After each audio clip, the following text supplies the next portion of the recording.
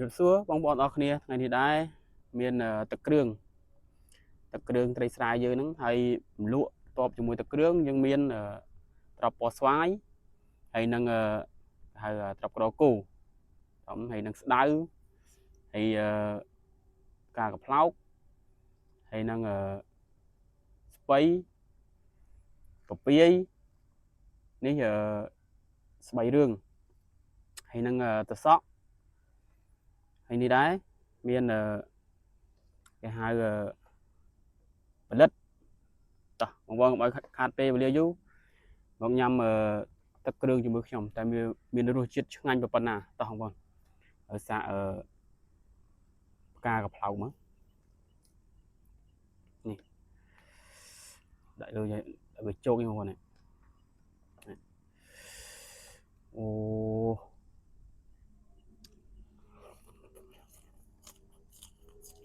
ừ ừ ừ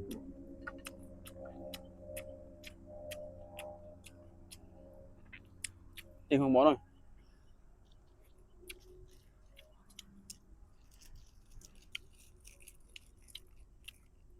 dụ cho má ô em nó qua này ừ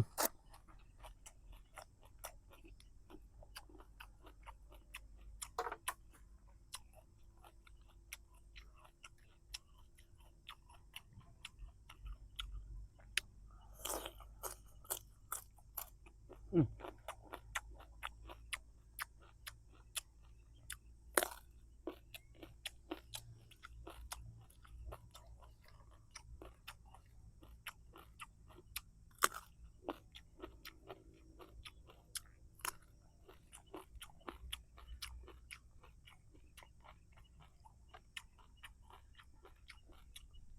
ừ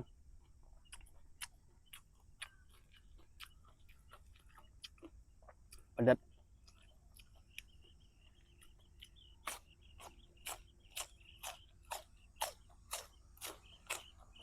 ừ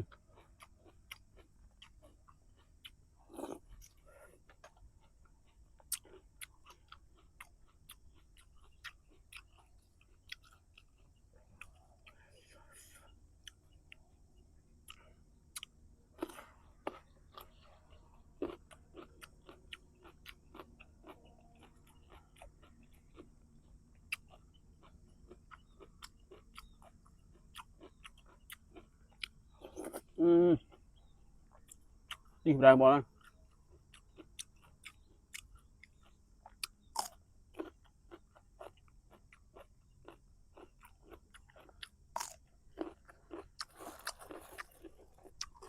mà dương miền bảy cọ này bọn tất cả đường bây giờ bắt ba cả rồi hiện bay mà tất cả đường cái trời mà ừ ừ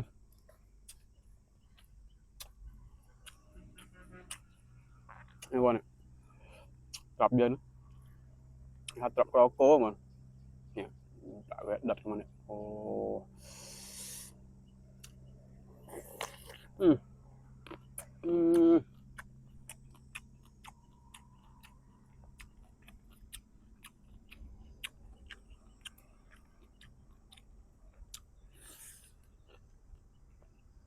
vậy lắm á ừ ừ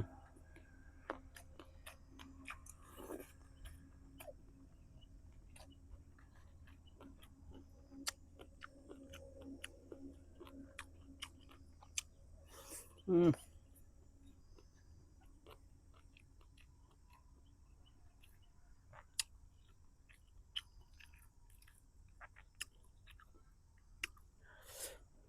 đài mà đài nó mùi tất cả đường cái trời nè đường ấy mình lúa chỉ mùi tất cả nó cứ tập vào pan năng nó cứ thử vậy mà trời nó cứ trời em á chẳng ừ ừ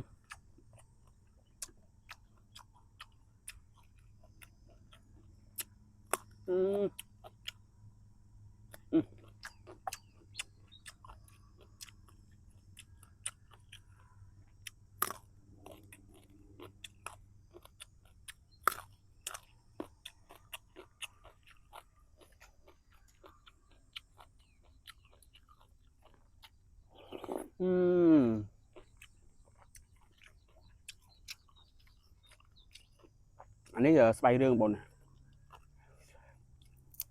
สไปเรื่องนึกมือตะเกียงcủa em này bọn ơi nào này. Ừ. Ừ.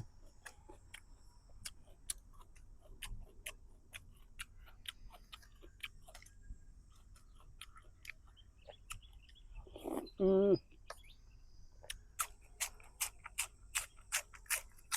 Ừ. Ngon.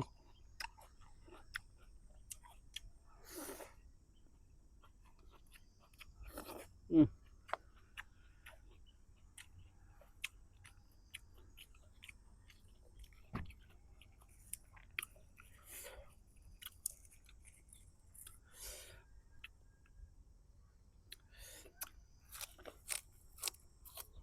Ừ.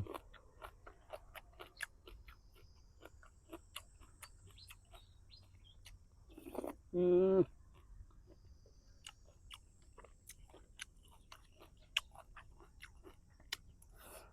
Ừ. Ngon.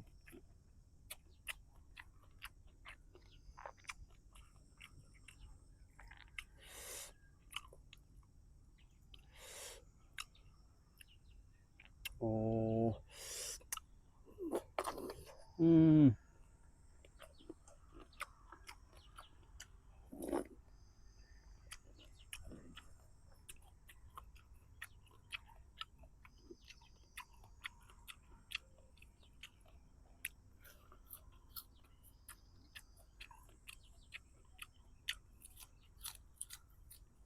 Ừ. ạp ca long nữa em mua cho cơm mà em mới hay sẽ thử tại bởi mua cho cơm nó cứ mạch mà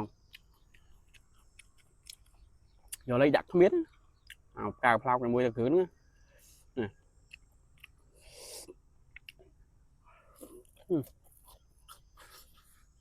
Ừ.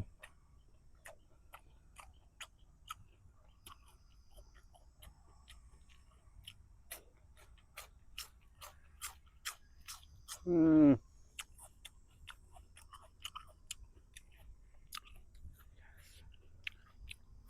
Ừ. Ừ. Cho po xoay những con thử đây mọi người. Ừ.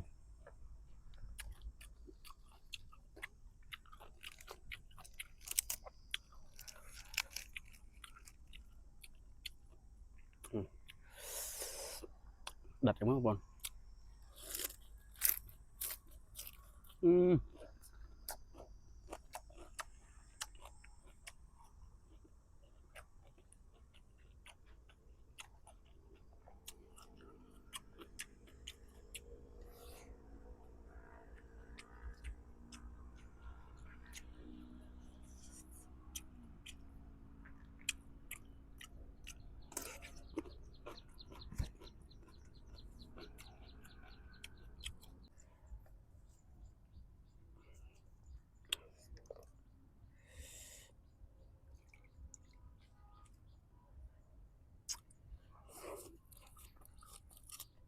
Ừ.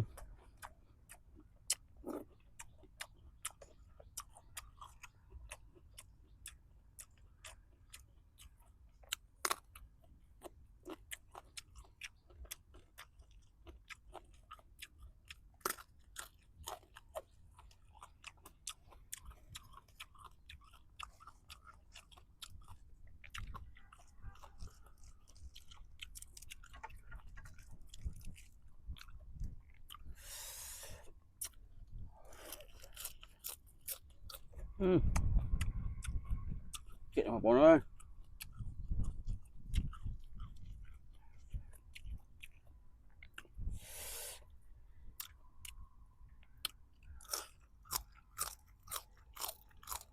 Ừ.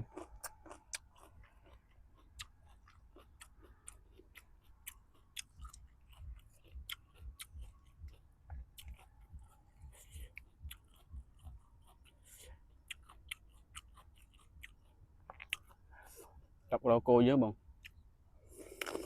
Ừ.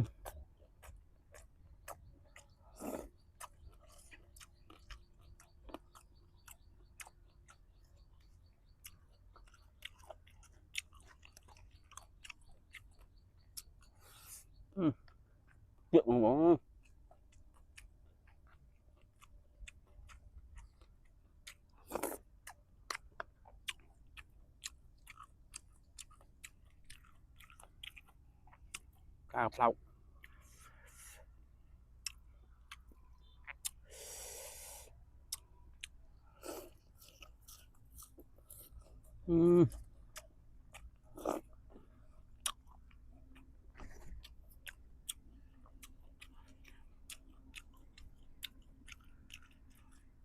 បាទបងប្អូនទាំងអស់គ្នាវីដេអូយើងមានតែប៉ុណ្្នឹងទេ